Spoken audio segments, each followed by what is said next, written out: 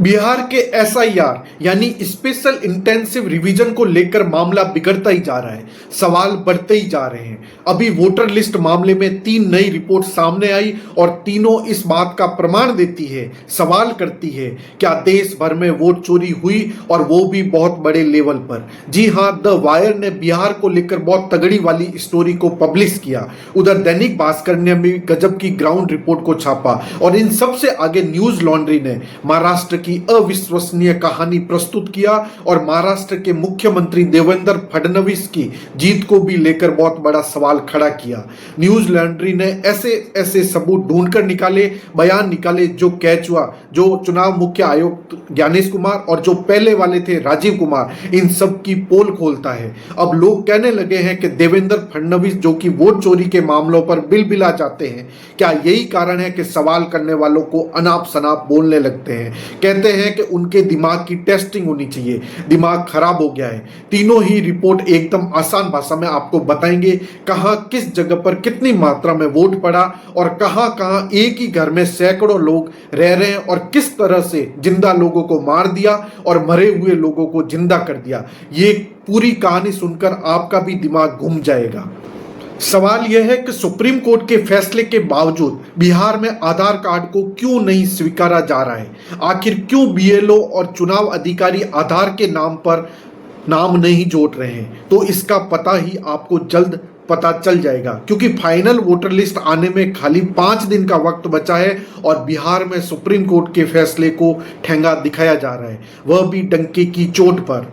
इससे किसका फायदा होने वाला है? कौन चाहता है कि आपके अधिकारों पर फर्जीवाड़े की कलम चला दे? अगर आप इस सवाल का जवाब ढूंढ रहे हो तो बिहार कांग्रेस के प्रभारी कृष्णा अल्लावरू का बयान सुनिए कि अगर देश में वोट चोरी नहीं होती तो आज नरेंद्र मोदी, बिहार की भाषा में नरेंद्र मोदी प्रधानमंत्री नहीं होते। तो क्या अब बिहार में वोट चोरी से सरकार बनाने की तैयारी है? इसका पता भी 1 सितंबर को चल ही जाएगा कि बिहार में कितने लाख लोगों के वोट का अधिकार छीना गया। जिस तरीके से रिपोर्ट सामने आ रही है उससे क्लियर है कि बिहार के प्रवासी मजदूरों का वोट सबसे ज्यादा कटा है। आखिर इन्हीं गरीबों ने तो 2024 के चुनाव में मोदी को वोट भी दिया था। मगर बात पहले द वायर की उस सनसनीखेज रिपोर्ट की जिसने ज्ञानेश कुमार के सिस्टम की पोल खोल दी।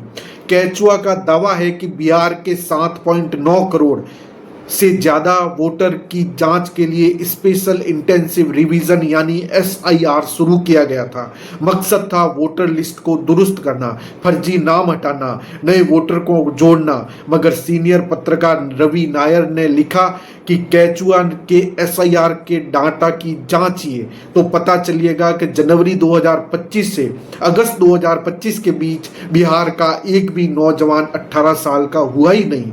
मतलब बिहार एसआईआर की ड्राफ्ट वोटर लिस्ट में कोई नया वोटर जुड़ा ही नहीं। तो क्या एसआईआर का मकसद वोटर को जोड़ना नहीं बल्कि डिलीट करना था? आप अंदाजा लगाने के लिए आजाद हैं। तो आंकड़े बताते हैं कि बिहार में एसआईआर की पूरी प्रक्रिया चरमरा गई है और लोग ये भी सवाल करने लगे हैं कि क्या महाराष्ट्र में वोट जोड़ के खेला हुआ और बिहार में वोट काट का खेला हुआ। क्योंकि बिहार के 4 विधानसभा क्षेत्रों में कटिहार, पूर्णिया, मधुबन, हर स्थिति में चौंकाने वाले फर्जीवाड़े सामने आए।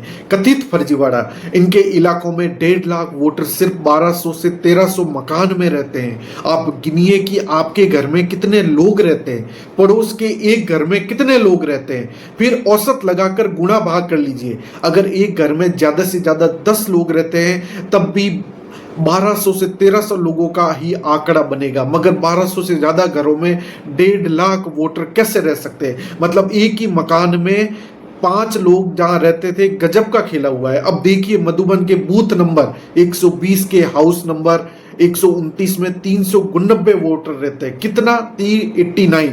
इसे चेक करने के लिए जब पत्रकार वहां पहुंचे तो घर वाला कोई मिला ही नहीं। आसपास के लोग भी हैरान थे कि उनके गांव में इतने वोटर आए कहां से।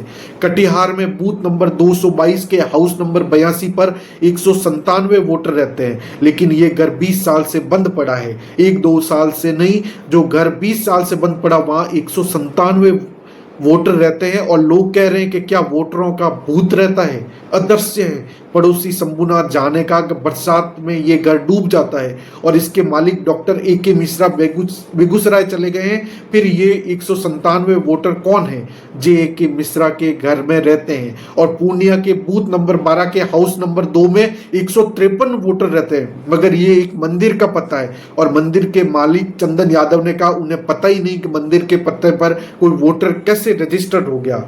हर सिद्धि में बूथ नंबर 114 के हाउस नंबर 5 में 48 वोटर है, लेकिन यहाँ सिर्फ लाल बाबू और उनकी पत्नी रहती है। बाकी 46 लोग कौन है, कहाँ है, पता नहीं, किसी को कुछ मालूम नहीं।